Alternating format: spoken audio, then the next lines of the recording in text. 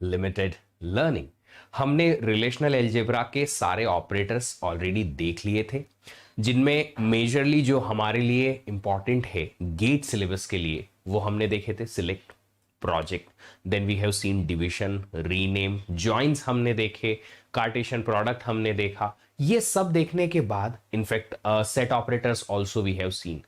अब हमें थोड़ी सी प्रैक्टिस की जरूरत है ताकि हम कुछ अच्छे क्वेश्चंस को समझ पाएं, उनकी क्वेरी रिलेशनल अलजेब्रा में खुद से लिख पाएं, या ऑलरेडी लिखी हुई क्वेरी को अंडरस्टैंड करके उसे करेक्ट आंसर तक लेके चले जाएं। तो उसके लिए आज कुछ क्वेश्चंस हम लोग सॉल्व करेंगे इस सेशन में, जिसमें कि हम देखेंगे अलग अलग वेराइटी ऑफ क्वेश्चंस, खुद क्वेरी लिखने की भी कोशिश करेंगे, और काफी कुछ क्वेश्चन जो ऑलरेडी गेट में आ चुके हैं जहां से अच्छी लर्निंग मिल सकती है वो क्वेश्चन भी सॉल्व करने की कोशिश करेंगे। तो आइए स्टार्ट करते हैं सेशन। उसके पहले मैं एक चीज आप लोगों को बता दूं, आप अपने पेन पेपर अपने साथ में रखिएगा, क्योंकि ये सेशन जो है प्योरली सिर्फ क्वेश्चन प्रैक्टिस का है और आप लोगों के लिए है। तो पहले मैं आप लोगों को मौका दूंगा कि आप लोग पहले इन क्वेश्चंस को सॉल्व करेंगे, उसके बाद फिर मैं उसका सॉल्यूशन आपको बताऊंगा। तो पेन पेपर साथ में रखिएगा, साथ में सॉल्व कीजिएगा, बहुत मजा आने वाला है सेशन में, क्योंकि बहुत इंटरेस्टिंग क्वेश्चंस आज हम लोग सॉल्व करने वाले हैं।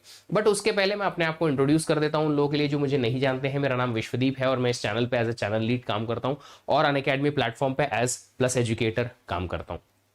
ये मेरा प्रोफाइल है, आप देख सकते हैं गेट कंप्यूटर साइंस की रैंक, मास्टर्स, एक्सपीरियंस, सब कुछ यहां पे लिखा हुआ है। आप सब लोगों के लिए, सिर्फ आप सब लोगों के लिए ही है, जितना भी ये मेरी प्रोफाइल का वेटेज है, जितना भी लर्निंग मैंने अपनी लाइफ में किया है, जितना एक्सपीरियंस मैंने गेन किया है, जो भी कुछ मैंने सीखा है, आप लोगों के लिए समर्पित है। और जब तक आप लोगों का अच्छा करियर नहीं बन जाता है, ये पर्टिकुलर चीज चलती रहेगी, कंटिन्यूस होती रहेगी। अगर आप लोगों ने इस चैनल को एक्सप्लोर नहीं किया है तो कीजिए, क्योंकि इस चैनल के थ्रू मैंने सब कुछ देने की कोशिश की है आपको। कंटेंट, गाइडेंस, आपकी प्रॉब्लम्स के सॉल्यूशन किसी भी टाइप के हो, मोटिवेशन, और सबसे इंपॉर्टेंट चीज प्रैक्टिस क्वेश्चंस भी काफी सारे कराए हैं। इसके अलावा कुछ ऐसे सेशंस जो अनअकैडमी प्लेटफॉर्म पे मैं ले सकता था वो मैंने लिए हैं, क्योंकि यहाँ पे इंटरैक्टिव सेशंस नहीं हो पाते हैं, तो पोल के थ्रू एटसेट्रा एटसेट्रा बहुत सारी चीजें मैंने अनअकैडमी प्लेटफॉर्म पे ली हैं। आप वहां भी जाके मेरी स्पेशल क्लासेस देख सकते हैं। अनअकैडमी प्लेटफॉर्म पे स्पेशल क्लास देखने के लिए आपको गेट CS कैटेगरी में अपना अकाउंट बनाना पड़ेगा फ्री में, और फिर मेरी प्रोफाइल को सर्च करके और वहां जाके मेरी प्रोफाइल के अंदर स्पेशल क्लासेस देखनी पड़ेंगी। मैं रिकमेंड करूंगा आप लोग कुछ रैपिड फायर राउंड्स की सीरीज जरूर देखिएगा, क्योंकि वहां जब आप समझेंगे तो पता चलेगा कि ये रैपिड फायर से आपकी कितनी लर्निंग होती है होलिस्टिक मैनर में। थ्योरेटिकल क्वेश्चन को कैसे रीड करना है, समझना है, ये पता चलेगा। प्लस सारे छोटी छोटी जो हिडन कंसेप्ट है हर एक टॉपिक के, वो वहां से निकल के आएंगे। प्लस गेमिफाइड कंटेस्ट मैं कंडक्ट कराता हूं फ्री में, कोई पैसा नहीं है, ना कोई विनिंग का आपको पैसा मिलता है, बट डेफिनेटली मजा जरूर आता है। तो फन लविंग क्लासेस होंगी, बहुत मजा आएगा, एक बार जरूर जाके देखिएगा। अगर आप लोगों ने ये डिसाइड कर लिया है कि आप लोगों को अच्छा रैंक लेके आना है गेट में, तो कुछ छोटी छोटी चीजें हैं जो आखिरी के 3-4 महीनों में आपको ध्यान रखनी है। पहली चीज सबसे इंपॉर्टेंट कि सिर्फ और सिर्फ लेक्चर सुनने से रिवीजन नहीं होगा, रिवीजन के साथ प्रैक्टिस जरूरी है, और अच्छे लेवल की। टेस्ट सीरीज को सिर्फ लास्ट 2 मंथ्स में ना रखें, आप टेस्ट सीरीज स्टार्टिंग से लगाते रहें, अभी से शुरू कर दें, ताकि आप लोगों को टेस्ट लिखने में जो जो प्रॉब्लम्स निकल के आएंगी, आइडेंटिफाई होंगी, उन्हें हम सॉल्व कर पाए अभी से। अगर कोई टॉपिक छूट रहा है, कोई टॉपिक का अच्छा ग्रिप नहीं बन रहा है, कोई टॉपिक की प्रैक्टिस ज्यादा जरूरी है, भूल जा रहे हैं, इनसे रिलेटेड बहुत सारी छोटी छोटी प्रॉब्लम आपकी टेस्ट सीरीज लिखने से निकल के आएंगी। तो जब जब जैसे जैसे वो प्रॉब्लम्स निकल के आती रहें, आप लोग अपने अपने सॉल्यूशन अभी से बनाते रहें उन प्रॉब्लम्स को लेके, ताकि अगले 3 से 4 महीनों में वो सारी प्रॉब्लम जो है मिनिमाइज हो जाए और गेट एग्जाम में आप वो सारी प्रॉब्लम फेस ना करें। अगर आप लोग को ऐसा लगता है कि आपके पास टाइम कम है इन सारी चीजों को करने का, क्योंकि आपको बहुत सारी चीजें एक्सप्लोर करनी पड़ती है, यूट्यूब से लर्न करने के लिए अच्छे प्रैक्टिस क्वेश्चंस की कमी है, डाउट्स बहुत सारे रह जा रहे हैं, उनको ठीक से सॉल्व करने की कमी है, कहीं ना कहीं वो एक क्लोज टच जो किसी बड़े एजुकेटर के साथ होना चाहिए वो नहीं मिल पा रहा है, तो आप लोगों के लिए गेट 23 और 24 दोनों की प्रिपरेशन के लिए एक बहुत अच्छे अच्छे बैचेस हमने लॉन्च किए हैं। अभी गेट 23 के लिए हमने लॉन्च किया है ब्रह्मास्त्र प्लस बैच, जहां पे आपको बहुत सारे बेनिफिट्स मिलेंगे ओनली फॉर गेट 23 एस्पिरेंट्स, और गेट 24 के लिए हमने लॉन्च किया है गुरुकुल बैच, जिसमें गुरुकुल के सारे एजुकेटर्स मिलके और आप लोगों के लिए मेहनत करेंगे और आप लोगों को उस तरीके का कंटेंट प्रोवाइड करने की कोशिश करेंगे जो आपके लिए सही है। सबसे इंपॉर्टेंट चीज ये आती है प्रिपरेशन में कि जब हम कोई टॉपिक पढ़ते हैं, चाहे वो YouTube से हो या किसी भी जगह से हो, हमें ऐसा लगता है कि यस मुझे तो समझ में आ रहा है, सब कुछ समझ में आ रहा है, क्या टीचर है, क्या गजब का पढ़ाया है। बट जब हम क्वेश्चन बनाने लगते हैं तो टाइप टाइप फिश हो जाती है। तो सबसे इंपॉर्टेंट पार्ट जो यहां आता है वो यही आता है कि आप पढ़ तो लेंगे, बट क्या जो आपने पढ़ा है उससे क्वेश्चन सॉल्व होगा आपसे? जो आपने पढ़ा है उसकी एप्लीकेशन लेवल की इंप्लीमेंटेशन होगी आपसे? क्या आपकी ट्रेनिंग ऐसी है जिसमें आपको यह सिखाया जाए कि ये जो नॉलेज आपने गेन किया है उसको यूज कैसे करना है? एक टाइप की लर्निंग से, एक कॉन्सेप्ट से कितने टाइप के क्वेश्चन बन सकते हैं और उन हर टाइप के क्वेश्चन को कैसे सॉल्व किया जाता है, ये सब आपको जानना जरूरी है। जब आप ये चीज जान जाएंगे तो फिर आपका गेट एग्जाम आपके लिए बहुत आसान हो जाएगा, like a cat walk, like walk on a cake. Yes जी हाँ, बट उस ट्रेनिंग के लिए आपको चाहिए टॉप एजुकेटर्स का साथ, जो आपको अनअकैडमी प्लस या आइकॉनिक पे मिल सकता है। आइकॉनिक और प्लस दोनों सब्सक्रिप्शन में आपको टॉप एजुकेटर्स की classes, digital note, test series मिलेगा। आइकॉनिक में ये एडिशनल फीचर्स हैं जहां पे आपको printed notes, one on one live mentorship by a coach and strategy और study planner by a coach मिलेगा, जो आपकी पर्सनालिटी के बेसिस पे होगा। कोई भी सब्सक्रिप्शन आप जब लेंगे अलग अलग ड्यूरेशन के लिए अवेलेबल है। गेट 23 ही ओनली आपका टारगेट है तो आप छोटा ड्यूरेशन 4 मंथ का सब्सक्रिप्शन ले सकते हैं, जो अभी अभी हमने लॉन्च किया है। अगर गेट 24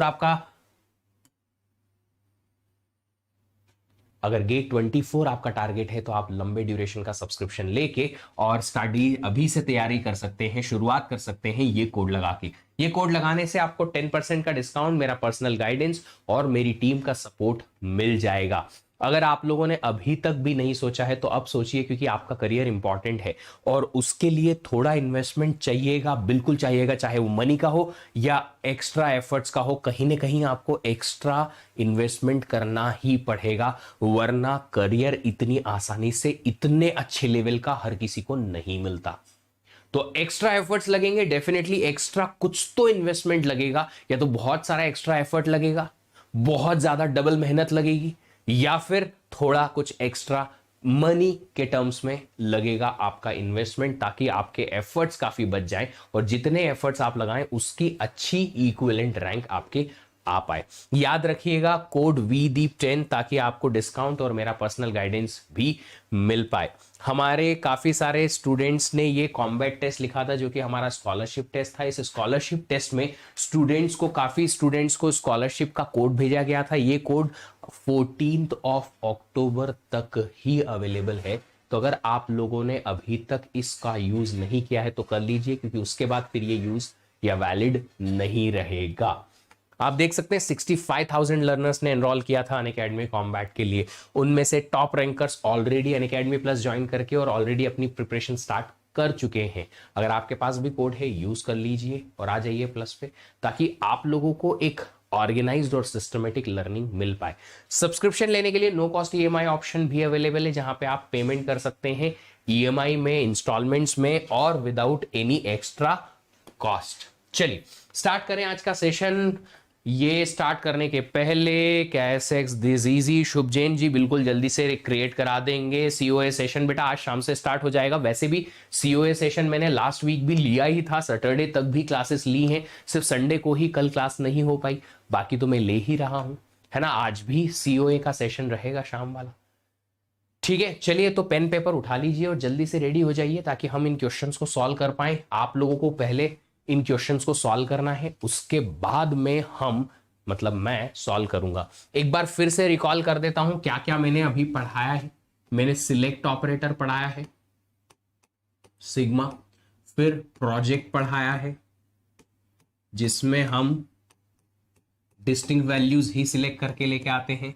ठीक है, सिलेक्ट ऑपरेटर कंडीशन लिखने के लिए आता है, प्रोजेक्ट ऑपरेटर हमारे कॉलम्स को, स्पेसिफिक कॉलम्स को फेच करने के लिए लेके आता है। यहां से रो फिल्टरिंग होती है, यहां से कॉलम फिल्टरिंग होती है। उसके बाद हमने सेट ऑपरेटर्स देखे थे 3 टाइप के, यूनियन, इंटरसेक्शन और सेट डिफरेंस, है ना। सेट ऑपरेटर्स हो गए हमारे पास तीनों। सेट ऑपरेटर्स में एक कंडीशन थी बॉस कि अगर सेट ऑपरेटर्स लगा रहे हो किसी दो अलग अलग क्वेरी के रिजल्ट पे, तो जो रिजल्ट सेट है जिन पे आप, या दो सेट जो है जिन पे आप ये लगा रहे हैं, उनमें हर एक इंडिविजुअल कॉलम का, मतलब first first column, second second column, third third column, हर एक कॉलम का क्या मैच होना चाहिए, डेटा टाइप मैच होना चाहिए, तभी ये लगेगा। उसके बाद में हमने डिवीजन ऑपरेटर देखा था, ठीक है। फिर हमने ज्वाइंस देखे थे अलग अलग टाइप के, condition join, equal, equi join, natural join, Cartesian product, left outer join, right outer join, full outer join. ये सब कुछ हम देख चुके हैं ऑलरेडी। अब इनका यूज करना है ताकि क्वेश्चन बने। चलिए इजी से स्टार्ट करते हैं, कुछ इजी इजी क्वेश्चन सॉल्व कर लेते हैं, क्वेरी लिख लेते हैं, ताकि एक थोड़ी सी हैबिट हमारी बन जाए, एक थोड़ी सी प्रैक्टिस, जो इनिशियल इनर्शिया जो हमें मिलेगा वो मिल जाए। उसके बाद फिर हम आराम से क्वेश्चन सॉल्व करते रहेंगे अच्छे वाले। चलिए, तो ये एक क्वेश्चन है बहुत सिंपल सा आपके सामने, ये आप लिख लीजिए जल्दी से। इसकी क्वेरी फटाफट से लिख के मुझे बताइए कमेंट बॉक्स में, अपने पेन पेपर पे लिख दीजिए। उसके बाद कमेंट बॉक्स में लिखिए और मुझे बताइए इसका आंसर क्या आएगा।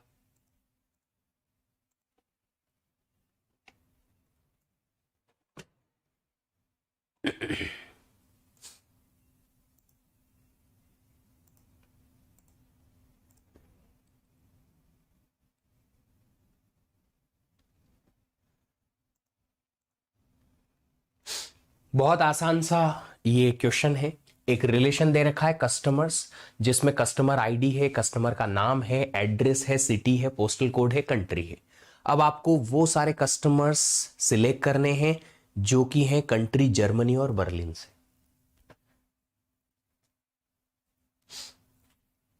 बताइए क्या लिखेंगे आप।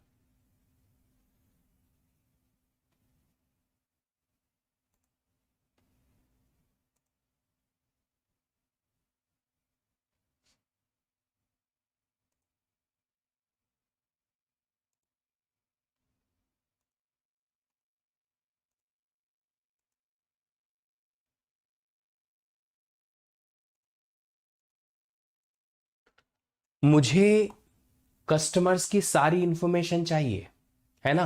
कस्टमर्स की सारी इंफॉर्मेशन मतलब आईडी भी चाहिए, नाम भी चाहिए, एड्रेस भी चाहिए, सिटी, पोस्टल कोड और कंट्री, सब कुछ चाहिए, है ना। मुझे कोई कॉलम फिल्टर नहीं करना है, मुझे सिर्फ और सिर्फ रो फिल्टरिंग करनी है कि उन्हीं कस्टमर्स की डिटेल आए जिनके रोज में या जिनके टपल्स में कंट्री हो जर्मनी और बर्लिन।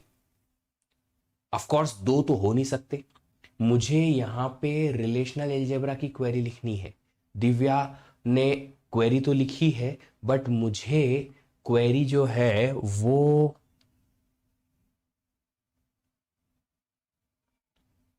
ना रे बाबा,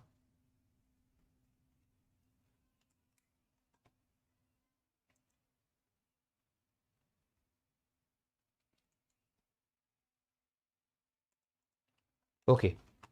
एक छोटी सी मिस्टेक है यहां पे, बर्लिन कोई कंट्री नहीं है, जर्मनी और यूके, ऐसा कर लीजिए ज्यादा बेहतर है। जर्मनी एक कंट्री है, बर्लिन सिटी है, तो आप जर्मनी और यूके ऐसा कर लीजिए। देखिए, मुझे रिलेशनल एल्जेब्रा की क्वेरी लिखनी है, मुझे रो फिल्टरिंग करनी है, कंडीशन लगानी है। जी हाँ, कंडीशन लगानी है क्या, कि कंट्री का नाम या तो जर्मनी हो या यूके हो, वो सारे कस्टमर्स की डिटेल चाहिए। कोई कॉलम सिलेक्ट कराना है स्पेसिफिक नहीं, सारे कॉलम चाहिए। जी हाँ, तो प्रोजेक्ट लगाने की आपको जरूरत नहीं है, डायरेक्टली आप सिलेक्ट ऑपरेटर लगाइए। सिलेक्ट ऑपरेटर में लिखेंगे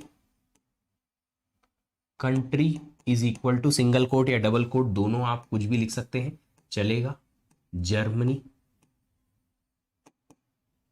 और करके लिखना पड़ेगा। फिर से कॉलम का नाम लिखना पड़ेगा, country is equal to UK. और कौन सी टेबल से ये लिखना है हमें, कस्टमर्स टेबल से ये लाना है, तो हमने यहां लिख दिया कस्टमर्स। तो पहले कस्टमर्स टेबल एक्सेस होगी, वहां से ये सिलेक्ट होगा कंट्री जर्मनी या कंट्री यूके में से जो भी टपल्स मिले वो सारे टपल्स उठा के ले आओ। ये रहेगी आपकी क्वेरी। बहुत आसान सी क्वेरी है। मैंने प्रोजेक्ट क्यों नहीं लिखा, क्योंकि अगर मुझे कोई स्पेसिफिक कॉलम सिलेक्ट कराना है तो ही प्रोजेक्ट लिखूंगा, नहीं तो नहीं लिखूंगा। यहां जरूरत नहीं है सिलेक्ट स्टार या सिलेक्ट कुछ लिखने की, है ना। जैसा एसक्यूएल में लिखते थे ना हम कि सारे कॉलम चाहिए तो सिलेक्ट स्टार लिख दो, यहां जरूरत नहीं है ना। चलो अभी देखो अगला प्रश्न, ये रहा, बहुत सिंपल सा है।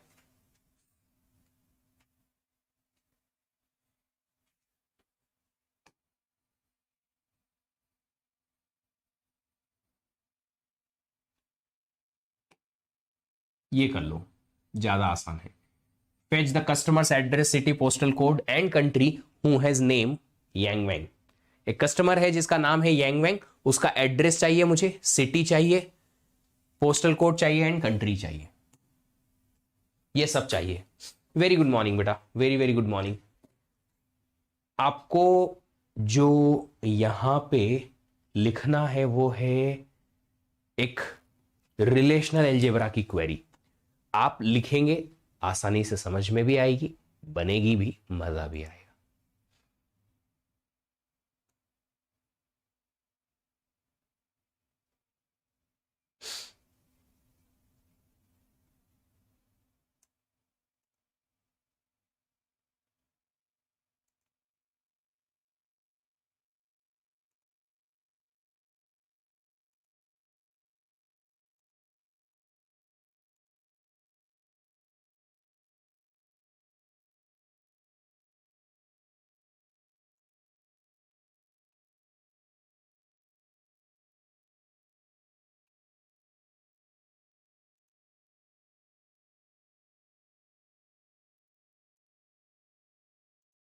बताओ बताओ बताओ, क्वेरी लिखो जल्दी से, बहुत आसान सी क्वेरी है यार, बहुत आसान सी क्वेरी है, बहुत बहुत आसान सी क्वेरी है।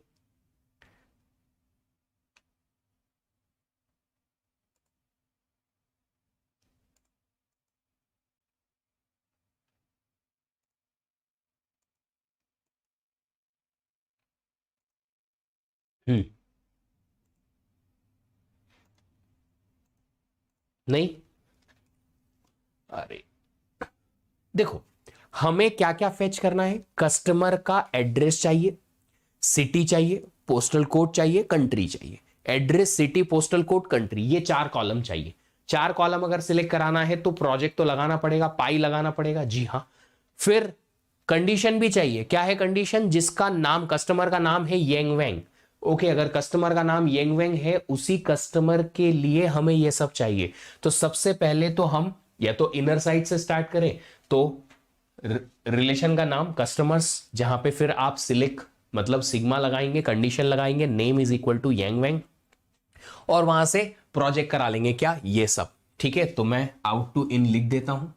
आपको क्या क्या, कौन कौन से कॉलम चाहिए, कस्टमर का एड्रेस चाहिए, लिखा मैंने एड्रेस, फिर सिटी चाहिए, फिर पोस्टल कोड चाहिए, फिर कंट्री भी चाहिए। तो नाम के लिए हमारे पास कॉलम का जो नाम है वो है customer name is equal to, क्या लिखेंगे, यांग वेंग। कौन सी टेबल से लेना है ये, कस्टमर्स टेबल से। तो रिलेशन का नाम यहां पे हमने लिख दिया, हो गया। ये क्वेरी लिखेंगे। प्रतिबल सिंह जी ने लगभग सही चीज लिखी है, बिल्कुल सही है। तो देख लो, pi, address, city, postal code, country, ये अंदर ब्रैकेट के अंदर लिखा हमने, कस्टमर का नाम है यांग वेंग फ्रॉम कस्टमर्स टेबल, ये क्वेरी आ जाएगी। है ना आसान, देखो है ना आसान। ठीक है, चलो अभी और दो तीन क्वेश्चन हैं ऐसे, आप लोग लिखने की कोशिश करिए, क्योंकि जब तक आप लोग लिखेंगे नहीं आपसे बनेगा नहीं। गलत सही जो भी है ट्राई जरूर करिए, ट्राई जरूर करिए। चलो ये देखो, बहुत आसान सा क्वेश्चन है, अगेन बहुत बहुत इजी क्वेश्चन है, ये तो बहुत आसान है यार।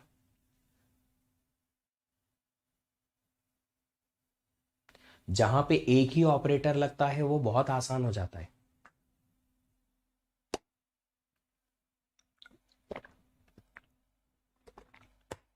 जो इस सेशन को रिकॉर्डेड देख रहे हैं उन सब के लिए एक छोटी सी इंफॉर्मेशन है, बच्चा आप इन क्वेश्चंस को खुद से सॉल्व करके देखिएगा, मुझे सॉल्व करते देखने से आपसे क्वेश्चन बन जाएगा, उम्मीद ऐसी मुझे बहुत कम ही है और आपको भी। जब तक आप खुद से नहीं लिखेंगे ना, तब तक आपकी प्रैक्टिस नहीं होगी। तो अगर आप इसे रिकॉर्डेड देख रहे हैं तो वीडियोस को रोक लीजिएगा, आप थोड़ा सा टाइम लीजिएगा, क्वेरी लिखिएगा और फिर आगे बढ़ के और सॉल्यूशन चेक कीजिएगा। सिर्फ मेरा वीडियो मत देखिएगा कि हाँ सर ने कैसे लिखाया है बस समझ लेते हैं। किसी दूसरे को ड्राइविंग करते देख के आपको ड्राइविंग नहीं आएगी जब तक आप ड्राइव खुद से करने की कोशिश नहीं करोगे। मैंने बचपन में बहुत सारे लोगों को बाइक चलाते देखा, ऑब्जर्व किया, पर जब खुद पहली बार बाइक उठाई, हेडलाइट फोड़ दिए थे पापा की गाड़ी के। बहुत आसान है। क्या दे रखा है? Fetch all customers information till customer ID 19। Till customer ID 19 मतलब 1 से लेके 19 तक के कस्टमर के सारी इंफॉर्मेशन मुझे चाहिए। कस्टमर आईडी 19 तक के सारे कस्टमर्स की मेरे को सारी इंफॉर्मेशन चाहिए। सारी इंफॉर्मेशन चाहिए मतलब मुझे सारे कॉलम चाहिए। सारे कॉलम चाहिए तो मतलब कॉलम पे फिल्टरिंग तो है नहीं। कॉलम पे फिल्टरिंग नहीं है तो हमें पाई लगाने की जरूरत नहीं है, प्रोजेक्ट लगाने की जरूरत नहीं है, सिर्फ सिलेक्ट से काम चलेगा। तो हमें क्या लिखना है? सिलेक्ट कराओ। क्या कस्टमर आईडी क्या होनी चाहिए? Up to 19। तो हम लिखेंगे वो सारे कस्टमर आईडीज की रोज सिलेक्ट करो जो लेसर देन और इक्वल टू है 19। कहां से? कस्टमर्स टेबल से। बस हो जाएगा काम। ये रहेगी आपकी क्वेरी। दैट्स इट, इतनी ही क्वेरी है बस, इतनी ही क्वेरी है। Hope this is good. ये ठीक है, बहुत आसान सा क्वेश्चन है। टिल कस्टमर आईडी 19, ठीक है। कस्टमर आईडी जिसका 19 या उससे छोटा है उन सब के कस्टमर्स की सारी डिटेल आ जाएगी। हमें कॉलम पे कोई फिल्टरिंग करनी नहीं है क्योंकि सारे कॉलम चाहिए, इसलिए हमने प्रोजेक्ट लगाया नहीं। प्रोजेक्ट तभी लगाएंगे जब हमें कोई स्पेसिफिक कॉलम चाहिए बस। चलो अब ये देखो क्वेश्चन।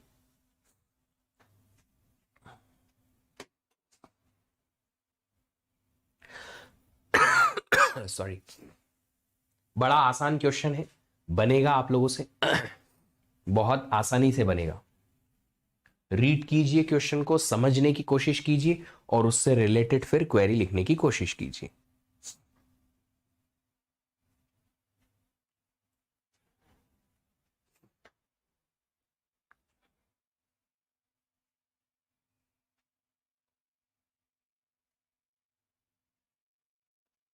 बहुत जरूरी है बच्चा आपका ट्राई करना।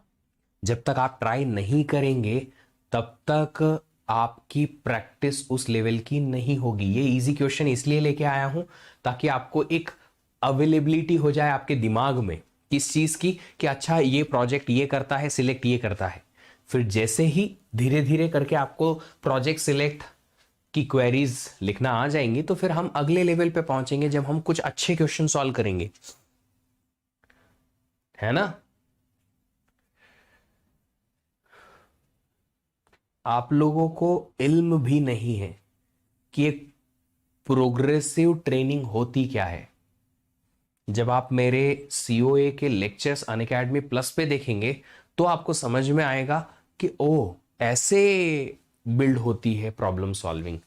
इस टाइप के क्विज सॉल्व करने से समझ में आता है कि अच्छा क्या क्या प्रॉब्लम हम फेस कर सकते हैं एटसेट्रा, जो मेरे अनअकैडमी प्लस के क्विजेस हैं।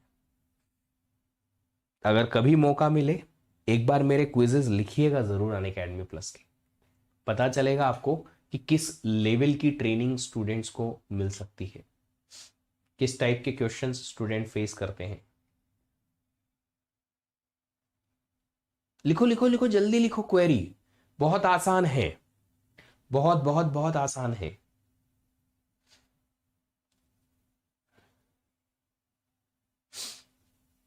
Sigma country not equal to Germany, union UK, union USA. और लिखना पड़ेगा? नहीं। देखिए देखिए देखिए देखिए, सुनिए जरा क्या है। Fetch all customers information except from country Germany, UK, USA. तो अगर किसी पर्टिकुलर कॉलम में या रो में कंट्री का नाम जर्मनी है तो क्या वो सिलेक्ट होना चाहिए? नहीं। बट आपने अगर लिखा है कि कंट्री का नाम जर्मनी नहीं हो और यूके नहीं हो और यूएसए नहीं हो तो वो आ जाएगी। क्यों? कंट्री का नाम जर्मनी नहीं है कंडीशन फॉल्स। और के केस में आपने लिखा कंट्री का नाम यूके नहीं है, हाँ यूके तो नहीं है, तो वो ट्रू हो जाएगा और ये वाली जर्मनी वाली रो सिलेक्ट होके आ जाएगी।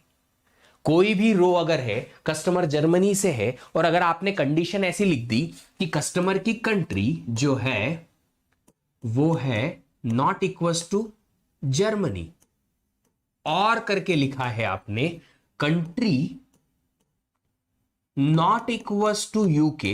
अब बताओ कि क्या ये कंट्री जर्मनी नहीं है? Condition false. और के केस में लिखा कंट्री यूके नहीं है, हां नहीं है, मतलब कंडीशन ट्रू, फॉल्स और ट्रू इज ट्रू। हां जी, इस पर्टिकुलर रो के लिए कंडीशन ट्रू आ गई तो फिर ये जर्मनी वाला रो भी सिलेक्ट होके आ जाएगा। तो आपको क्या लिखना पड़ेगा? आपको एंड लिखना पड़ेगा कि आपका जो टपल सिलेक्ट होके आ रहा है वो उसकी कंट्री ना तो, या जो आपकी रो सिलेक्ट होके आ रही है उसकी कंट्री ना तो जर्मनी हो, ना ही यूके हो, ना ही यूएसए हो, ऐसा कुछ करना है। तो आपको क्या करना है? एंड लगाना पड़ेगा बाबू। वाह, क्या लगाना पड़ेगा? एंड। क्यों? देखो मैं बताता हूं एक्चुअली क्या है ये कुछ ऐसा है।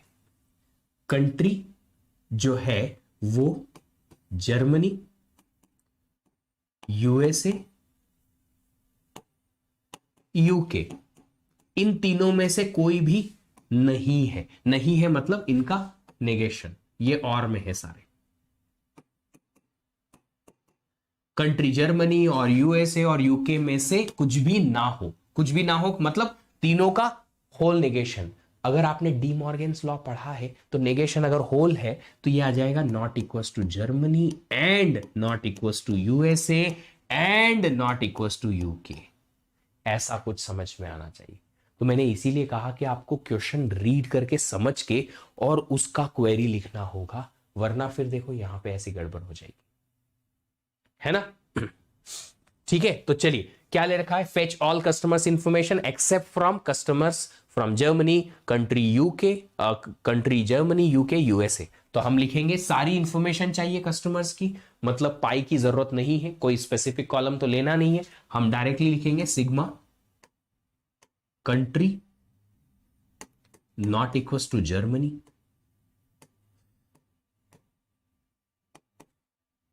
एंड कंट्री, फिर से कॉलम का नाम लिखना पड़ेगा, एक बार कॉलम का नाम लिखने से काम नहीं चलेगा, UK and country not equals to USA. कौन से टेबल से? कस्टमर्स टेबल से। ये रहेगी आपकी क्वेरी। ठीक है, चलिए आगे बढ़ते हैं, अगला प्रश्न देखते हैं। ऐसा क्वेश्चन हम कल एक कर चुके हैं ऑलरेडी। ऐसा क्वेश्चन एक हम कर चुके हैं, कल ही सॉल्व किया था। I'll definitely try to write COA plus questions. Divya, definitely if you'll write it, you will feel amazing. Plus के डीपीपी के क्वेश्चंस और क्विजेस, वीकेंड क्विजेस जो मैंने प्लस के कोर्स में करवाए हैं वो।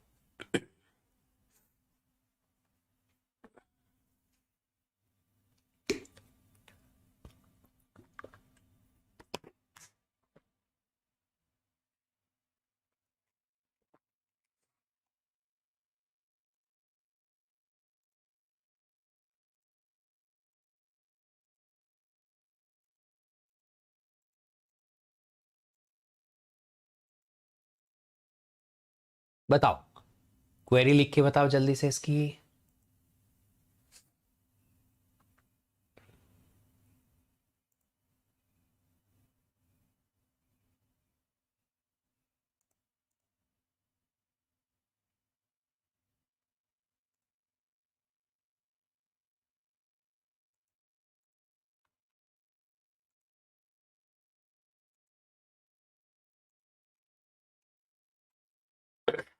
समझा देता हूं टेबल में है क्या। रिलेशंस हैं दो, कार्स और ड्राइव्स। कार्स में है कार का आईडी, कार का मॉडल, कार का कलर। ड्राइव्स टेबल ऐसी है जिसमें ड्राइवर का आईडी है कि कौन सा ड्राइवर कौन सी कार चलाता है, उसकी इंफॉर्मेशन है। तो ड्राइवर आईडी, कार आईडी और डेट ऑफ रेस कि किस डेट पे किस ड्राइवर ने कौन सी वाली कार ड्राइव कर रखी है। अलग अलग रेस पे अलग अलग ड्राइवर्स अलग अलग कार ड्राइव कर सकते हैं, उससे रिलेटेड इंफॉर्मेशन है। आपको क्वेरी लिखनी है कि ऐसे सारे कार के मॉडल निकालो जिनको सारे ड्राइवर ने चला रखी है। एक कार अगर सारे ड्राइवर ने चला रखी है तो उसकी इंफॉर्मेशन निकालो, दूसरी कार जिनको भी सारे ड्राइवर्स ने चला रखी है उसकी भी इंफॉर्मेशन निकालो, तीसरी कार जो सारे ड्राइवर ने चला रखी है उसकी भी इंफॉर्मेशन निकालो।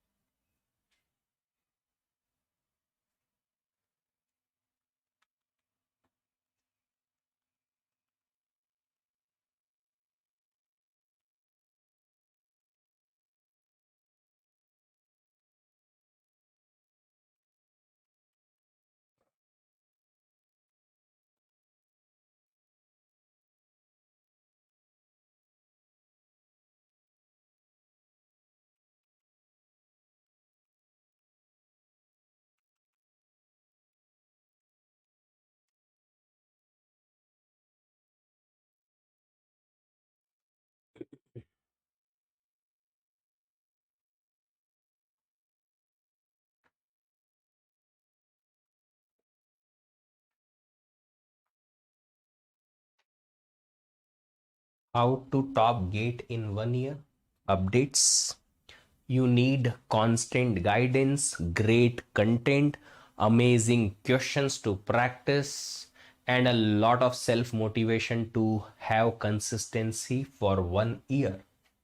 And there are so many small things which you will learn throughout your entire year preparation with the help of educators or by yourself. And then you can definitely get top rank in GATE. एक चीज मैं आप लोगों को hint दे सकता हूं, यहां पे बाय ऑल ड्राइवर्स अगर लिखा हुआ है तो इसका मतलब है कि आपको क्या करना है, आपको आपको आपको डिवीजन ऑपरेटर लगाना पड़ेगा। डिवीजन ऑपरेटर लगाना पड़ेगा। कल मैंने कहा था डिवीजन ऑपरेटर क्या होता है। डिवीजन ऑपरेटर में ही आपको सारी चीजों के अगेंस्ट सिंगल वैल्यू अगर मिलती है तो आप ऐसा कर सकते हैं। जी हाँ, एक और टेबल यहां पे एक्चुअली चाहिए आपको, हो सकता है आप देख लो अगर चाहिए तो। ड्राइवर्स टेबल है जिसमें ड्राइवर के आईडी है और ड्राइवर का नाम है और ड्राइवर की रेटिंग है।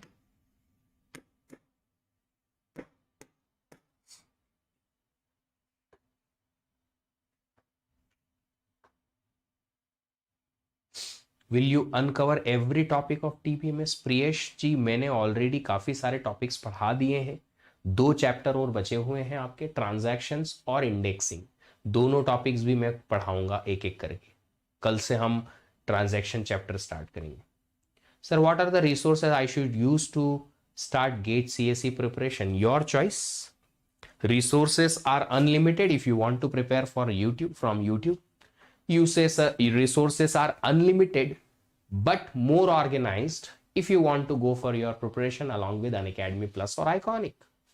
It's your choice where you want to learn. This is the channel where you can get a lot of video lectures in the terms of playlist and all. You can check on the channel. आपको ऐसे car के models निकालने हैं जो कि कहां पे हैं, सारे के सारे ड्राइवर्स ने चला रखी है। सारे के सारे के ड्राइवर्स ने चला रखी है। आप इमेजिन करिए कुछ इस तरीके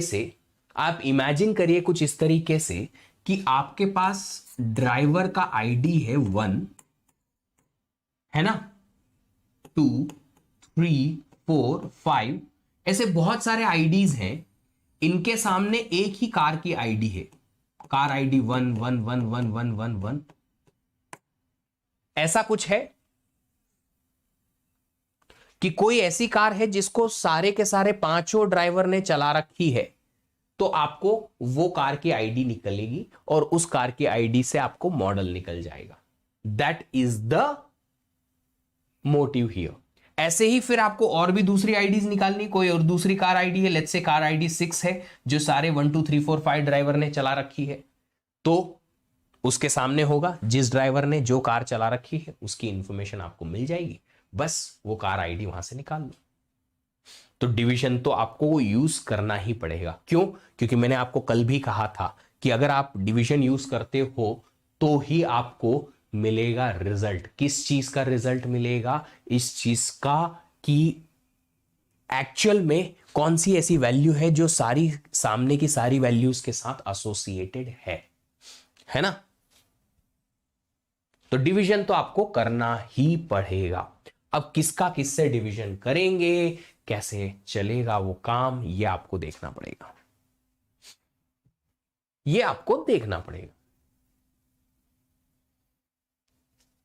ठीक है, चलिए। तो सबसे पहले तो सारे ड्राइवर की इंफॉर्मेशन कहां से मिलेगी? ड्राइवर्स टेबल से सारे ड्राइवर्स की इंफॉर्मेशन मिल जाएगी। जी हां। और ड्राइवर कौन सी कार चलाता है इसकी इंफॉर्मेशन कहां से मिलेगी? ड्राइव्स टेबल से। तो इनका दोनों का डिवीजन आपको करना पड़ेगा। तो पहले डिवीजन को सॉर्ट कर लेते हैं कि डिवीजन कर लेते हैं, हर एक ड्राइवर के सामने कोई एक ऐसी कार की वैल्यू है जो सारे ड्राइवर्स के सामने है, तो वो हमको ड्राइवर्स और ड्राइव्स और ड्राइवर के डिवीजन से मिल जाएगी। तो हम एक काम करते हैं, हम इस डीआईडी से डिवीजन करने की कोशिश करते हैं इन डीआईडी और सीआईडी को। तो क्या होगा, जो जो डीआईडी की सारी वैल्यू के साथ एक सीआईडी की वैल्यू मैच करेगी वो यहां से निकल के आ जाएगी। तो हम क्या कर रहे हैं, हम ये कर रहे हैं project DID comma CID from the table drives, इसको डिवाइड करेंगे किससे? प्रोजेक्ट ओनली ड्राइवर का आईडी फ्रॉम टेबल ड्राइवर्स। क्या मिला हमें? हमें ड्राइवर की आईडी से डिवाइड किया तो सिर्फ क्या मिल जाएगा? यहां से कार की आईडी मिल जाएंगी, बट कौन सी कार की आईडी मिल जाएंगी? जो सारे के सारे ड्राइवर की आईडी के सामने सिंगल सिंगल सिंगल आईडी है, वो मतलब वो सारी कार की आईडीज यहां से निकल के आ जाएंगी जो कार की आईडी ऐसी है जो कार सारे ड्राइवर ने चला रखी है।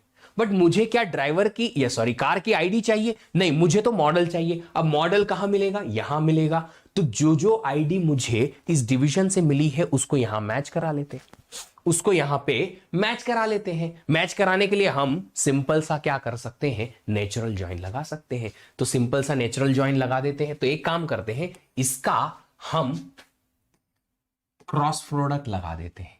किसके साथ में? किसके साथ में? कार्स टेबल के साथ में। और उसमें से सिलेक्ट करा लेते हैं क्या, कि कार्स टेबल का जो कार आईडी है वो, अच्छा एक काम करते हैं, इसको थोड़ा सा नीचे लिख लेता हूं मैं, पूरी क्वेरी को, है ना, फिर से नीचे से लिख लेता हूं ताकि थोड़ा सा क्लैरिटी से समझ में आए। तो हमने क्या किया, ड्राइव्स टेबल से डीआईडी कॉमा सीआईडी सिलेक्ट कराया, ड्राइव्स टेबल से इसको डिवाइड किया, डीआईडी से ड्राइवर टेबल से। ये इससे क्या होगा, वो सारे कार के आईडी मिल जाएंगी जो कि हमारी वो आईडीज हैं जिनको सारे ड्राइवर्स ने चला रखा है। अब इन कार आईडी को हमें कार्स टेबल के साथ में कंबाइन करना पड़ेगा। तो हम क्या करेंगे, इन कार आईडी का हम क्या करेंगे, एक क्रॉस प्रोडक्ट कराएंगे कार्स टेबल के साथ में। तो कार्स की car ID, car model, car colour और उनका सबके साथ में ये कार आईडीज का क्रॉस प्रोडक्ट हो जाएगा। बट मुझे सिलेक्ट कराना है, क्या सिलेक्ट कराना है, स्पेसिफिक रोज ओनली। कौन सी? जहां पे कार्स टेबल की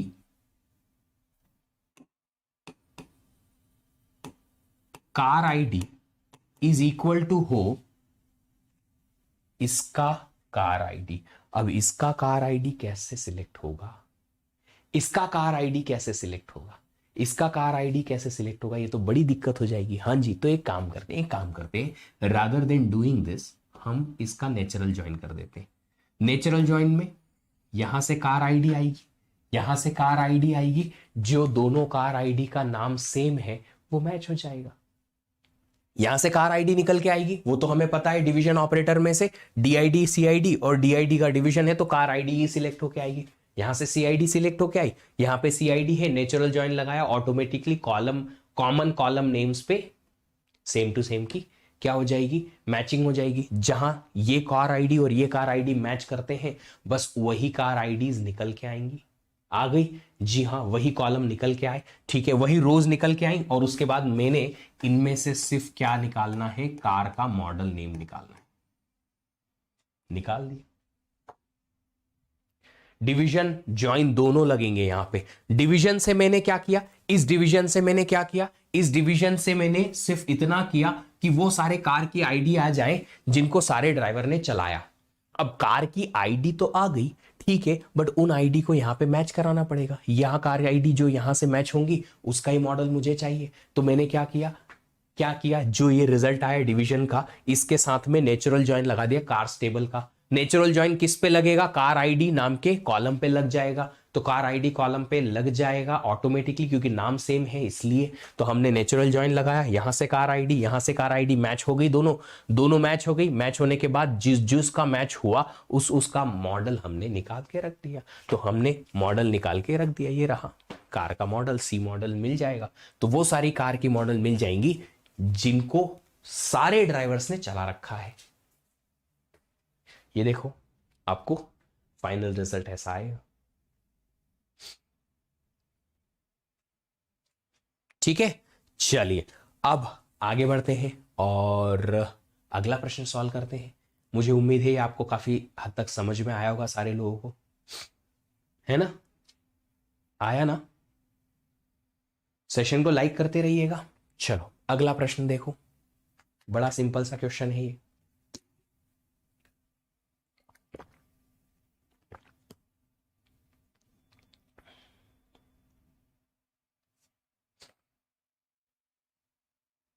तो दो टेबल आपके पास दे रखी है, कस्टमर्स टेबल है, एक सप्लायर टेबल है।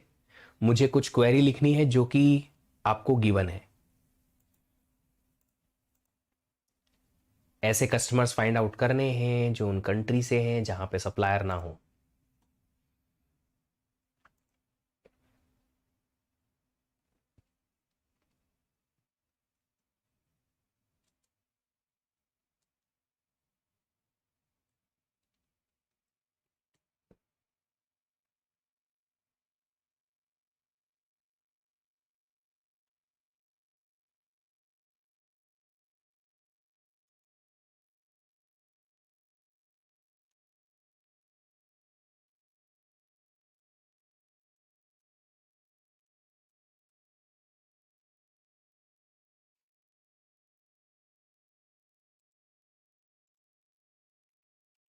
चलो बताओ, सेशन को लाइक करते रहो और बताओ, क्वेरी लिख के बताओ।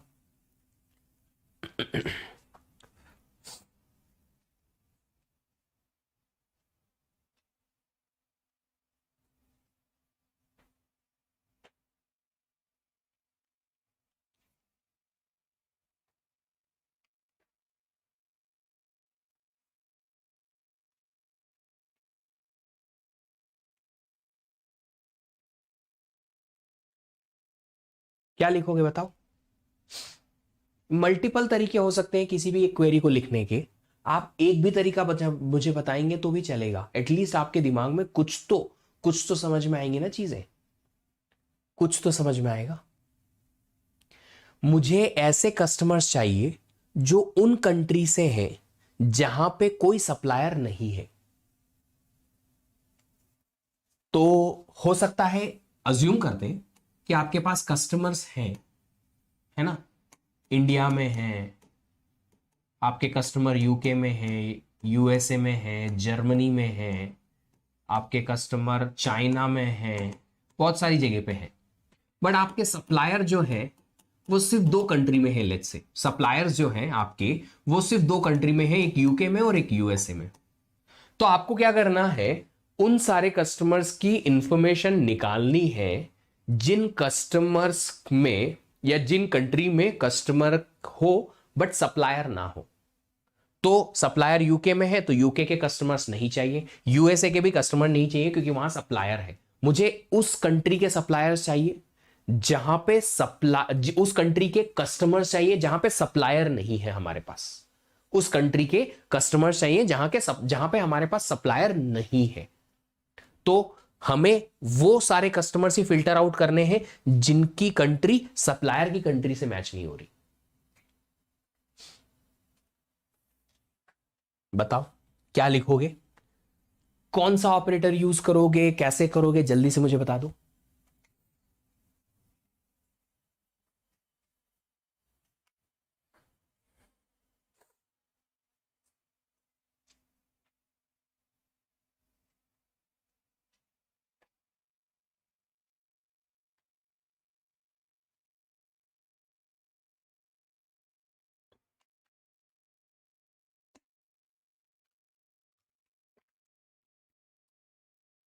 देखो जो बेसिक आइडिया मेरे दिमाग में आ रहा है वो है कि हम सेट डिफरेंस निकाल सकते हैं।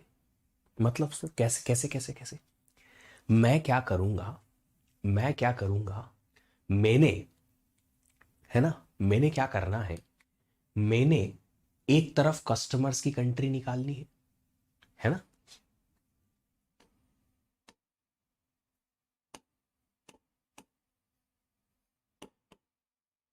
जहां जहां पे कस्टमर्स हैं वो उनकी कंट्री निकाल लो, उनमें से सब्ट्रैक्ट करो वो सेट ऑफ कंट्रीज जहां पे सप्लायर है। तो मुझे कौन सी कंट्रीज बच जाएंगी, वो कंट्रीज बच जाएंगी, वो कंट्रीज बच जाएंगी जहां पे कस्टमर्स हैं बट सप्लायर नहीं है। तो हम क्या करेंगे, सेट डिफरेंस निकालेंगे, कुछ ऐसा करेंगे कि पहले कंट्री निकाल लो, सारी कंट्री जहां पे कस्टमर्स हैं, फिर कंट्री निकाल लो जहां पे सप्लायर्स हैं, वो दोनों की लिस्ट निकाल लो, दोनों के सेट निकल जाएंगे, सेट डिफरेंस निकाल लो। सेट डिफरेंस निकालने में हमारे पास क्या है, जहां जहां सप्लायर है वो कस्टमर्स की कंट्री एलिमिनेट हो जाएंगी, है ना। आपको पता है ए माइनस बी में ए में वो वैल्यूज रहती है जो बी की नहीं है, तो बी की सारी वैल्यूज एलिमिनेट हो जाएंगी, सप्लायर्स की कंट्री यहां से हट जाएंगी, बची हुई कंट्री बच जाएगी। तो आप क्या करोगे, आपके पास वो सारी कंट्रीज रह जाएंगी जहां पे कस्टमर्स हैं और सप्लायर नहीं। बस करके देखो, कम से कम कंट्री तो निकाल के देखो, कम से कम कंट्री तो निकाल के देखो कौन कौन सी कंट्री में आपके पास कस्टमर है बट सप्लायर नहीं है। जो मैंने अभी ये जो बताया है इसके बेसिस पे क्वेरी तो लिखो। तो आप क्या करोगे, सिलेक्ट, नहीं, project country from customers, customer से कंट्री निकाला हमने, minus project country from suppliers. बस यही करना है आपको। क्या मिल जाएगा, वो सारी कंट्री की लिस्ट मिल जाएगी जिस कंट्री में कस्टमर तो है बट सप्लायर नहीं। अब वहां से उसकी इंफॉर्मेशन कैसे निकलेगी ये आप सोचिएगा जरा, कि हमारे पास इससे वो सारे कस्टमर्स की कंट्री निकल जाएंगी जहां पे सप्लायर नहीं है। अब उन कंट्रीज के सारे सप्लायर, उस कंट्री के सारे कस्टमर्स की सारी इंफॉर्मेशन कैसे निकलेगी, आगे का आप सोचो। तो यहां से आपको क्या मिलेगा, आपको सेट ऑफ कंट्रीज मिल जाएगा वेयर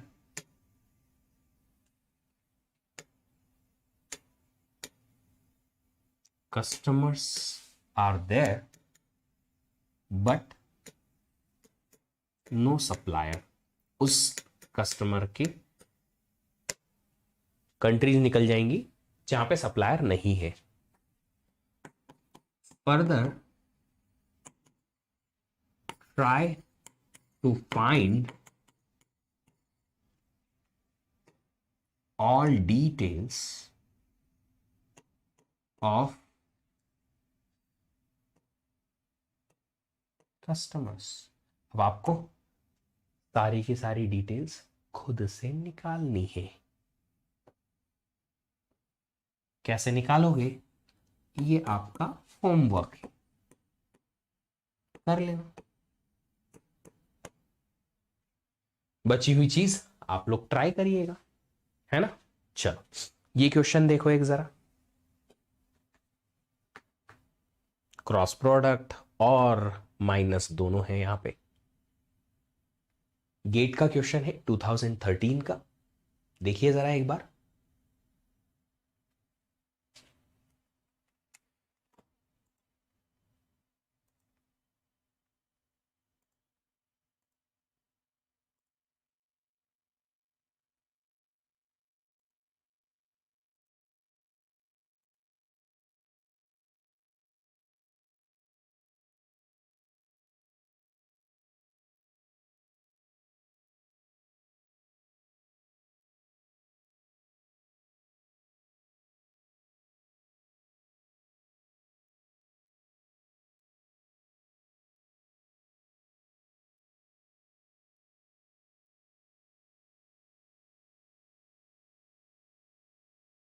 हम्म, बताओ बताओ बताओ बताओ, कौन सा क्वेश्चन, इस क्वेश्चन का आंसर कौन सा सही है?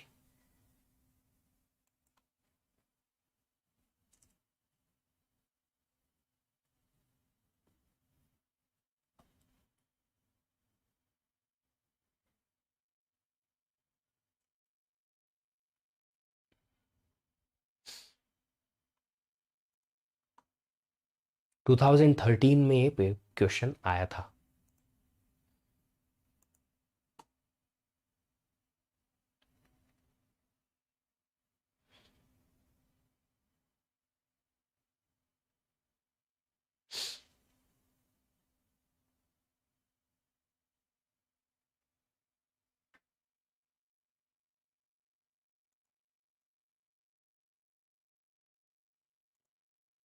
कोई आंसर नहीं है?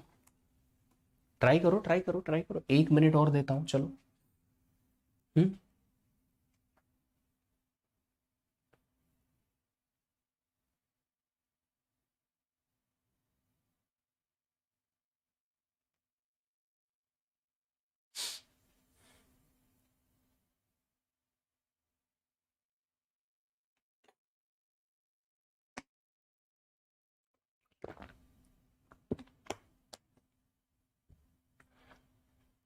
देखो क्या दे रखा है।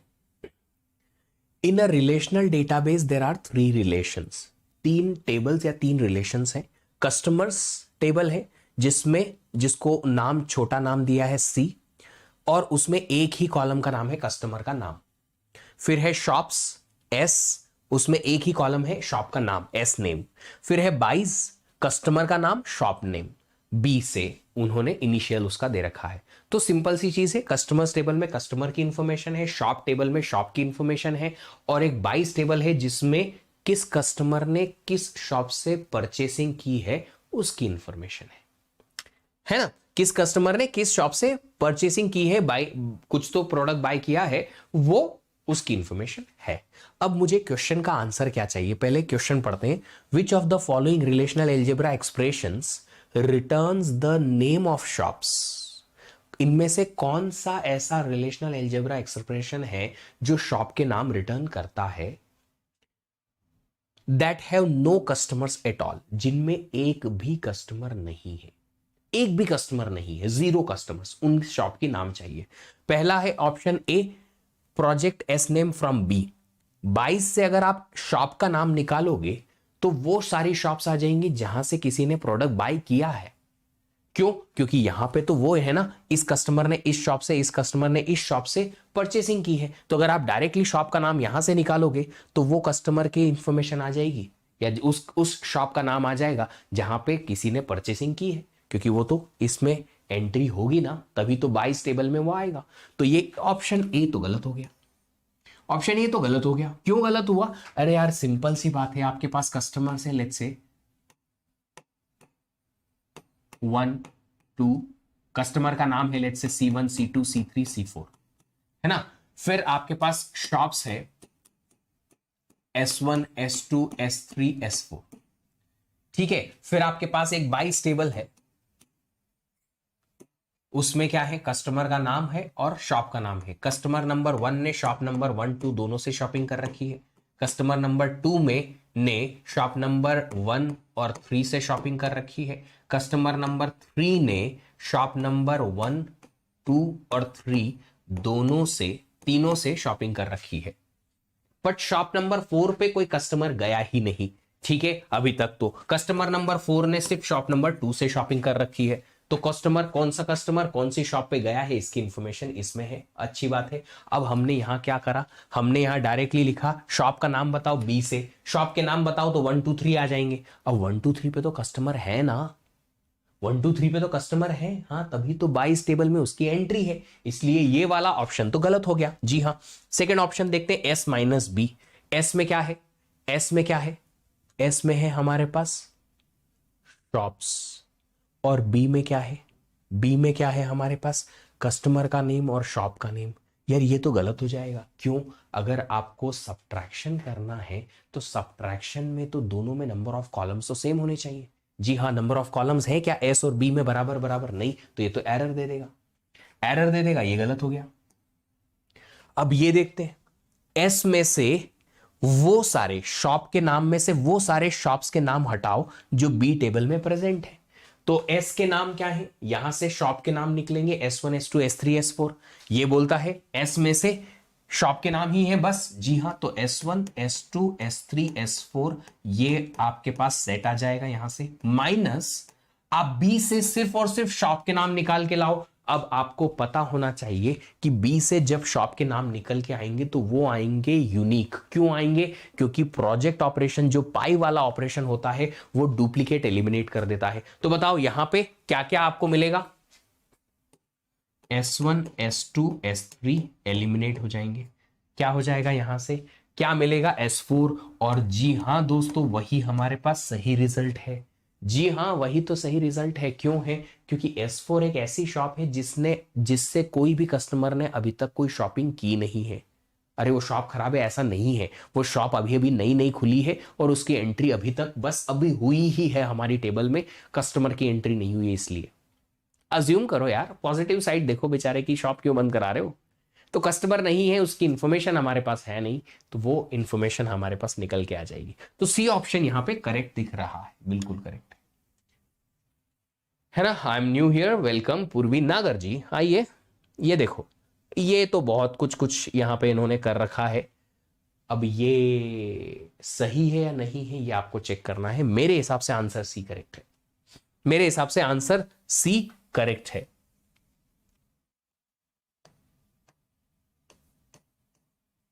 करेक्ट है,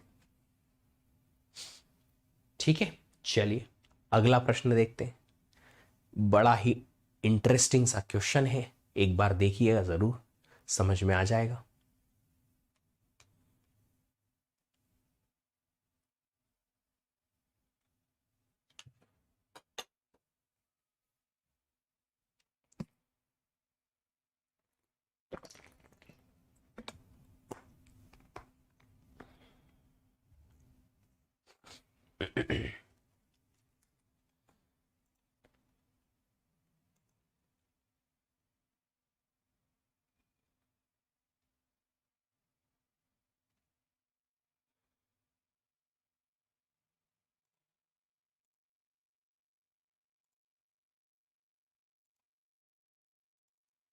गेट का क्वेश्चन है 2014 का, बड़ा इंटरेस्टिंग क्वेश्चन है। यहां पे आपके पास नेचुरल जॉइन भी लगाया हुआ है और यहां पे आपके पास में सेट डिफरेंस ऑपरेशन भी लगाया हुआ है। तो यहां से एम्प्लॉय आईडी निकाला, यहां से भी एम्प्लॉय आईडी निकाला, दोनों का सब्ट्रैक्शन कर दिया, दैट्स इट। कैसे काम करेगा ये आपको देखना है।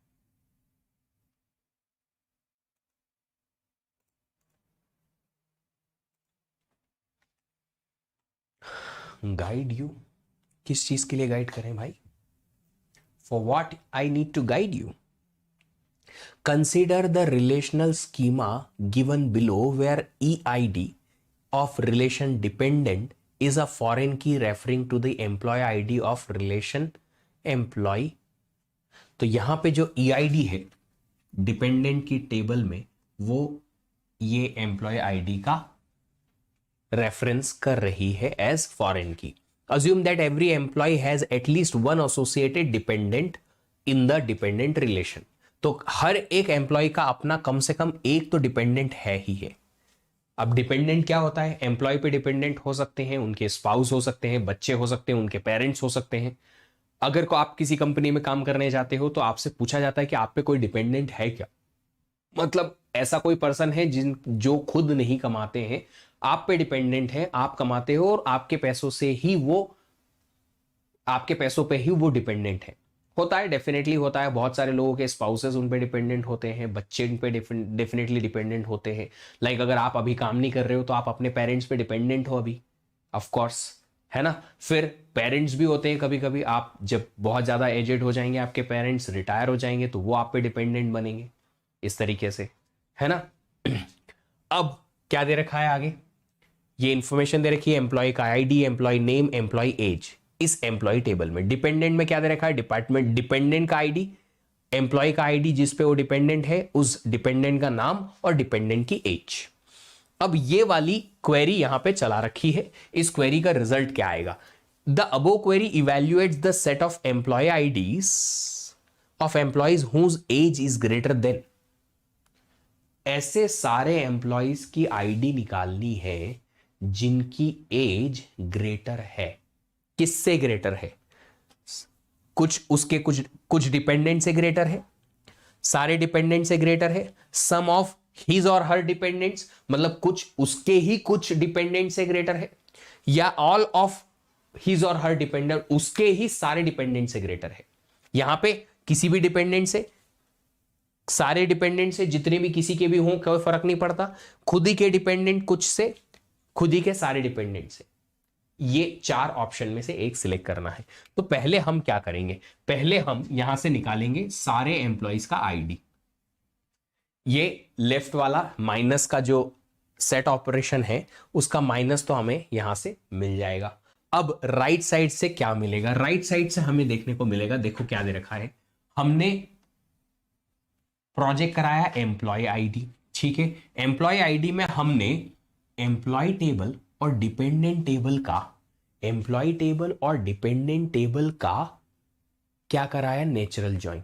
नेचुरल ज्वाइन कराया. नेचुरल ज्वाइन में हमने कंडीशन दे रखी है EMP ID is equal to EID. Natural join कराया इन दोनों टेबल का, ठीक है. तो एम्प्लॉय टेबल के एम्प्लॉय आईडी मैच करेंगे डिपेंडेंट के एम्प्लॉय आईडी से. मतलब कि मैंने जब नेचुरल ज्वाइन कराया इन दोनों के बीच में, या कोई भी इक्वी ज्वाइन भी कराया इन दोनों के बीच में, ज्वाइन कराने से मैंने कॉम्बिनेशन में सिर्फ उसी एम्प्लॉय का कॉम्बिनेशन उस डिपेंडेंट के साथ बनाया जो उस पे खुद पे डिपेंडेंट है. एक एम्प्लॉय है लेट्स से राकेश, राकेश पे डिपेंडेंट कौन कौन से डिपेंडेंट्स हैं उन्हीं के साथ उसका कॉम्बिनेशन बनाया. तो ये जब सेकेंड क्वेरी चलेगी तो यहां से वही एम्प्लॉय की इंफॉर्मेशन इस पर्टिकुलर कार्टेशियन प्रोडक्ट से मिलेगी जिस एम्प्लॉय का डिपेंडेंट जो है उससे एसोसिएटेड है. सारे डिपेंडेंट की इंफॉर्मेशन नहीं एसोसिएट होगी. तो एम्प्लॉय है, एक एम्प्लॉय है एम्प्लॉय आईडी 1, वो एम्प्लॉय आईडी 1 पे कौन कौन से डिपेंडेंट है उनके कॉम्बिनेशन बन जाएंगे. फिर हमने देखा यहां पे, यहां क्या देखा? एम्प्लॉय की age lesser than equal to dependent की एज. तो एम्प्लॉय की एज जो है उसके डिपेंडेंट की एज से छोटी है या बराबर है. ठीक है, ठीक है. तो एंड की कंडीशन लगा रखी है, एंड की कंडीशन लगा रखी है, एंड की कंडीशन लगा रखी है. तो एक काम करते हैं, अज्यूम करते हैं कि हमारे पास एक एम्प्लॉय आईडी है 1, है ना. एक एम्प्लॉय आईडी है 1, ठीक है. इस एम्प्लॉय आईडी 1 के अगर डिपेंडेंट देखें तो इन डिपेंडेंट हैं आपके पास जो भी 3-4 डिपेंडेंट हैं. तो एम्प्लॉय आईडी 1 का जो डिपेंडेंट है, तो एम्प्लॉय आईडी 1 का जो डिपेंडेंट है उसकी एज, डिपेंडेंट की एज और एम्प्लॉय की एज में हम कंपैरिजन करा देते हैं. एम्प्लॉय की एज हम मान लेते हैं 40. एक डिपेंडेंट है उनकी वाइफ जो बराबर 40 की एज की है. एक एम्प्लॉय है 1, उनका एक और डिपेंडेंट है जिसकी एज छोटी है इनसे, लेट्स से उसकी एज है 10 साल की, 10 साल का एक बच्चा है इनका. और एक एम्प्लॉय आईडी 1 ही है जिनका एम्प्लॉय एज 40 है, बट इनकी इनके पेरेंट भी हैं, एक सिंगल पेरेंट है लेट्स से अभी अवेलेबल इनके पास, इनकी एज है 70, है ना। तो क्या ये वाली रो सिलेक्ट होके आएगी? क्या एम्प्लॉय की एज उसके डिपेंडेंट की एज से छोटा या बराबर है? छोटा या बराबर है? बराबर है, हाँ जी है, तो ये सिलेक्ट होके आ जाएगा एम्प्लॉय 1। क्या ये आएगा छोटा या बराबर? नहीं है। क्या ये आएगा छोटा या बराबर? नहीं है, नहीं, है ना। तो एम्प्लॉय नंबर 1 सिलेक्ट होके आ गया, हाँ जी। यहां से कौन कौन से एम्प्लॉयज की आईडी सिलेक्ट होके आएंगे?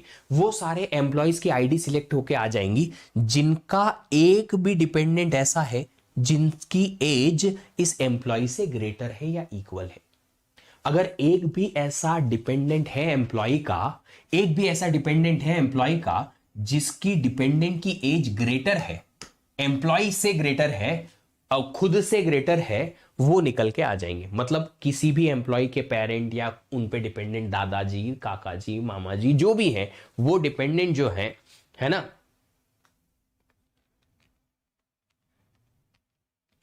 वो डिपेंडेंट जो है वो क्या करेंगे? वो डिपेंडेंट जो है अगर उनकी एज इस करंट एम्प्लॉय से ज्यादा है तो वो करंट एम्प्लॉय जो है उसकी आईडी निकल के आ जाएगी। तो सारे के सारे एम्प्लॉयज का आईडी निकल के आएगा, है ना। हम यहां पे लिखते हैं, यहां तो ऑल एम्प्लॉय आईडी हमारे पास आ गए, है ना। फिर यहां पे क्या निकल के आएगा? All such employee ID whose one at least one, कम से कम एक, एटलीस्ट वन डिपेंडेंट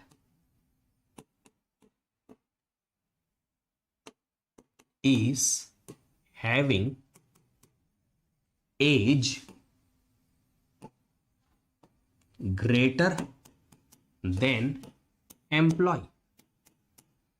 अगर एम्प्लॉय से ग्रेटर, इक्वल, ग्रेटर और इक्वल देन एम्प्लॉय। तो एम्प्लॉय से बड़ा या इक्वल, बड़ा या इक्वल, एम्प्लॉय से बड़ा या इक्वल जो भी एज का डिपेंडेंट अगर एक भी है तो वो निकल के आ जाएगा। अब अगर ऐसे सारे एम्प्लॉयज को हमने हटा दिया जिनके खुद का कोई भी अगर एक भी ऐसा डिपेंडेंट है जिसकी एज ज्यादा है, तो हमारे पास यहां पे वही एम्प्लॉय बचेंगे जिनके अपने डिपेंडेंट जो हैं वो सारे छोटे छोटे छोटे छोटे छोटे छोटे सारे छोटे हैं। तो आंसर जो आएगा यहां पे वो निकल के आएगा ऑल ऑफ हिज और हर डिपेंडेंट्स, कि हमने उन्हीं एम्प्लॉयज को सिलेक्ट किया जो एम्प्लॉय ऐसे हैं जिनके सारे डिपेंडेंट उनसे छोटे ही हैं। कोई भी डिपेंडेंट उनकी एज के या उनके एज के बड़ा नहीं है। मतलब जिस एम्प्लॉय की एज जो है वो अपने डिपेंडेंट, खुद के डिपेंडेंट से कम है। तो आप देख सकते हैं एज ग्रेटर है किसकी? डिपेंडेंट से। तो वो सारे एम्प्लॉयज यहां पे निकल के आ जाएंगे, है ना। ठीक है, चलिए एक और गेट क्वेश्चन है, ये आप होमवर्क के तौर पे ले सकते हैं। इसका सॉल्यूशन जो है हम PYQ सीरीज में एक बार देख लेंगे, है ना। चलिए तो इस क्वेश्चन को आप लोग सॉल्व कर लीजिएगा खुद से, बड़ा इंटरेस्टिंग क्वेश्चन है ये। SQL क्वेरी भी आपको सामने दे रखी है, उसी का इक्विवेलेंट जो क्वेरी है वो आपको यहाँ पे लिखा हुआ है, बट कहीं ना कहीं थोड़ा सा डिफरेंस है। तो ये इक्विवेलेंट क्वेरी में क्या डिफरेंस आएगा, कितना डिफरेंस आएगा, इसका रिजल्ट क्या डिफरेंट होगा, ये आप लोग एक बार देख के और मुझे जरूर बताइएगा आंसर अगले सेशन में।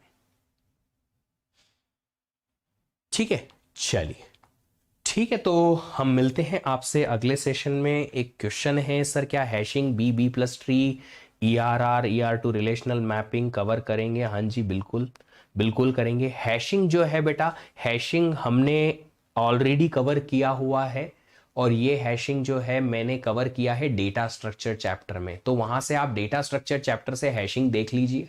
B+ट्री जो है वो मैं कवर करूंगा, ट्रांजैक्शन कवर करूंगा और इंडेक्सिंग कवर करूंगा। ये सारी चीजें अभी बची हुई हैं, वो हम एक के बाद एक कवर करेंगे। ठीक है, चलिए उम्मीद है आपको वीडियो अच्छा लगा होगा। अभी भी काफी सारे स्टूडेंट्स हैं जो अभी भी स्ट्रगल कर रहे हैं कि प्रिपरेशन कैसे करें, क्या पढ़ें, कैसे पढ़ें, किस तरीके से पढ़ें। मार्केट में यूट्यूब पे इतने सारे लेक्चर्स अवेलेबल हैं, इतनी सारी जगह अवेलेबल हैं जहां पे ये भी मिल रहा है, वो भी मिल रहा है, एडवर्टीजमेंट सब टाइप के हैं। आप लोग पहले ये चीज डिसाइड करो कि आप ये चीज डिसाइड करो कि आप एग्जैक्टली पढ़ना किन एजुकेटर्स के साथ चाहते हो। जहां आपको क्वालिटी एजुकेटर्स मिले वहां से आप पढ़ो और इस टाइप की लर्निंग करो जिससे आपको रियल में बेनिफिट हो। कोई भी एजुकेटर जो ऑनलाइन प्रेजेंस रखता है डेफिनेटली वो बहुत बेहतरीन है, ये कोई शक नहीं है इस चीज में। बट वो जो बेहतरीन लेक्चर आपको मिला है वो सिर्फ इसलिए मिला है क्योंकि आपको समझ में आया है, आपको बड़ा मजा आया कि हाँ सर समझ में आया, समझ में आया, समझ में आया। बट इस समझने से क्या क्वेश्चन बनेगा गेट में? अगर बनेगा तो ही आपका बेनिफिट है, अदरवाइज आपको सिर्फ लर्निंग मिलेगी। आपको वो लर्निंग कहीं से भी मिल सकती है, इतने सारे यूट्यूब लेक्चर्स हैं, कहीं से भी आप पढ़ सकते हो, सब कुछ समझ में आएगा क्योंकि आपको तो कोई नॉलेज था ही नहीं किसी टॉपिक का। अगर आपने पहली बार किसी टॉपिक को पढ़ा है तो वो डेफिनेटली आपको बड़ा अच्छा लगेगा। मैं ये कहता हूं कि आप लोगों को लर्निंग वहां से करनी है जहां से आपसे क्वेश्चन बनना शुरू हो, और वो भी नॉर्मल टाइप के नहीं, ऐसे टाइप के जो रियल में गेट लेवल के क्वेश्चन हैं। तो दैट इज इंपॉर्टेंट। आप लोगों को सबसे इंपॉर्टेंट चीज यही करनी है कि आप सब लोग इस चीज पे ध्यान दें कि क्वेश्चन कैसे बनेंगे, ये कौन सिखाएगा। अगर आप लोगों को ये जिस दिन समझ में आ जाएगा उस दिन आप लोगों का उद्धार हो जाएगा। अदरवाइज आपको लगेगा अरे सर क्वेश्चन सॉल्विंग तो हमारे से हो जाएगी, हम तो कुछ भी कर सकते हैं, हम महात्मा हैं, हम भगवान हैं, तो आप करो। मैं सिर्फ ये चाहता हूं कि आपसे क्वेश्चन बने, कैसे भी करके बने। अगर आप लोग चाहते हो कि ये सारे एजुकेटर्स मिलके आपको ये चीज सिखाएं कि आपसे एग्जाम में क्वेश्चन कैसे बनेंगे, क्योंकि ये हैं टॉप एजुकेटर्स, ये वो हैं जिन्होंने गेट लिखा है, वो हैं जिन्होंने इतने सालों से गेट के बच्चों को पढ़ाया है, समझाया है, बताया है कि एक्चुअल में गेट कैसे क्रैक होती है, अपने अंडर में लाखों लोगों को पढ़ा के और अच्छी अच्छी जगह से मास्टर्स करवाया है। क्वालिटी एजुकेशन हमेशा क्वालिटी एजुकेशन ही रहती है, इस चीज का ध्यान रखिएगा। ये कोड लगा के अनअकैडमी प्लस आइकॉनिक सब्सक्रिप्शन आप ले सकते हैं गेट 23 के लिए। गेट 24 के लिए भी आप सब्सक्रिप्शन ले सकते हैं। 23 के लिए मैं इसलिए बोल रहा हूं क्योंकि 4 मंथ का सब्सक्रिप्शन अभी अभी हमने लॉन्च किया है। 24 के लिए आप लॉन्गर ड्यूरेशन का सब्सक्रिप्शन लेके स्टार्ट कर सकते हैं अभी से प्रिपरेशन। जो भी आप सब्सक्रिप्शन लेंगे बस ध्यान रखिएगा, कोड लगाएंगे ये वीदीप टेक। आप अगर सब्सक्रिप्शन लेते हैं नो कॉस्ट ईएमआई के थ्रू भी ले सकते हैं, जहां आपको एक्स्ट्रा पेमेंट कुछ नहीं करनी है और आप इंस्टॉलमेंट में पेमेंट कर सकते हैं। वीडियो अच्छा लगा लाइक जरूर करिएगा, सब्सक्राइब कर लीजिएगा चैनल को, टर्न ऑन कर लीजिएगा नोटिफिकेशन। मिलते हैं आपसे अगले सेशन में, तब तक अपना ख्याल रखिएगा। एंड कीप लर्निंग हैप्पीली, जहां भी हो, जैसे भी हो, जिस तरीके से भी पढ़ें, सीखते रहिएगा, जो सबसे इंपॉर्टेंट है। See you in the next session, bye bye.